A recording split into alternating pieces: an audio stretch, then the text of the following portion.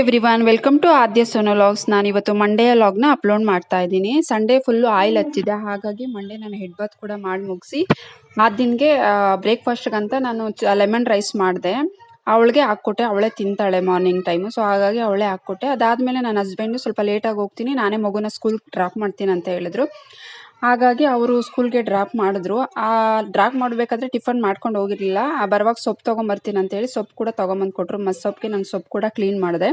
ಅದಾದಮೇಲೆ ಬಟ್ಟೆ ಎಲ್ಲ ಚೆನ್ನಾಗಿ ಒಣಗಿತ್ತು, ಹಾಗಾಗಿ ಬಟ್ಟೆನೆಲ್ಲ ನೀಟಾಗಿ ತಗೊಂಡು ಮಡ್ಚಿ ಕೂಡ ಇಟ್ಟೆ. ನನ್ನ ಮಗಳು ಬರೋಷ್ಟರಲ್ಲಿ ನಾನು ಎಲ್ಲ ವರ್ಕು ಫುಲ್ಲು ಫಿನಿಷ್ ಮಾಡ್ಕೊತೀನಿ, ಅಂದರೆ 1:30ಗೆಲ್ಲ ಫಿನಿಷ್ ಮಾಡ್ತೀನಿ. ಅದಾದಮೇಲೆ ಅವಳ ಜೊತೆ ಟೈಮ್ ಸ್ಪೆಂಡ್ ಮಾಡ್ಬೋದಲ್ಲ, ಹಾಗಾಗಿ ಬಟ್ಟೆ ಎಲ್ಲ ಮಡ್ಚಿದ್ದಾದಮೇಲೆ ನಾನು ಕಿಚನ್ನ ಸ್ವಲ್ಪ ಕ್ಲೀನ್ ಮಾಡಿಕೊಂಡೆ. ಅಂದರೆ ಗ್ಯಾಸು ಮತ್ತು ಸಿಂಕ್ ಎಲ್ಲ ಕ್ಲೀನ್ ಮಾಡಿಕೊಂಡು ಸೊಪ್ಪೇನು ಬಿಡಿಸಿಟ್ಟು ಅದರಿಂದ ಸೊಪ್ಪು ಸಾರು ಕೂಡ ಮಾಡಿದೆ.